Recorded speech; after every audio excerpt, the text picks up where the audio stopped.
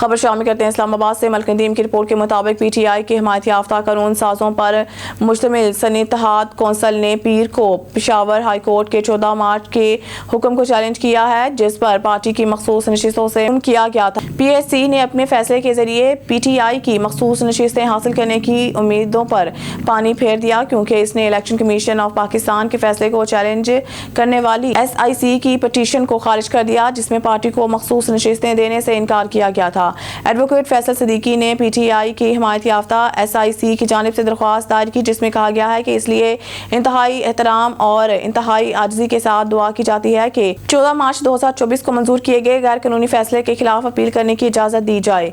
मौजूद Peshawar high court ने writ petition number 1272 P 2024 के सानमंदी से मंजूर किया जा सकता है और अपील की इजाज़त देने के बाद ये मौजूद अदालत रहमदिली से 14 मार्च 2023 के गैर मौसर फैसले को एक तरफ रख सकती है और दरख्वास्त के मुकाबले 2024 की रिट पटिशन की इजाज़त दे सकती है।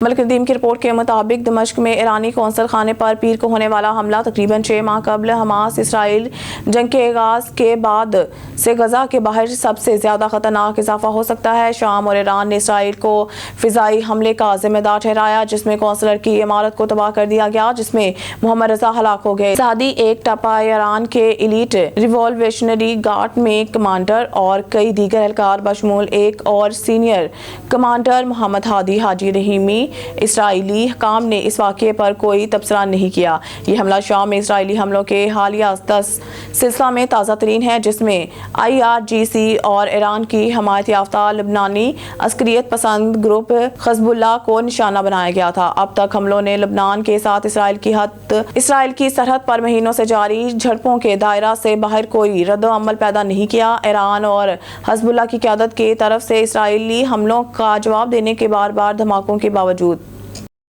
मलिक नदीम की रिपोर्ट के मुताबिक इस्लामाबाद एक नई पेशरफ्त है। बैनुल-अक़वामी मालियाती फ़ंड ने पेट्रोलियम डिवीज़न के काम से कहा है कि वो क्रॉस सब्सिडी को एक ही बार में ख़त्म ना करें, बल्कि इस मरहला और इस वक्त तक जारी रखें जब तक कि BISP के तहत गैस सार्फिन को तहफ़्फ़ुज़ फ़राहम नहीं किया जाता। इनकम स्कीम प्रोग्राम मैकेनिज़्म ताहम IMF ने हुकूमत से कहा है कि वो 1 जुलाई 2014 से गैस सार्फिन को दी जाने वाली बजट सब्सिडी को ख़त्म कर दे। हुकूमत ने गुज़िश्ता माली साल 2022-23 में RLNG डायरेक्शन के खिलाफ घरेलू सार्फिन को सब्सिडी के तौर पर 40 बिलियन रुपए और जारी माली साल 2023-24 में RLNG डाइवर्शन की वजह से 23 अरब रुपए की सब्सिडी में तोसी की थी।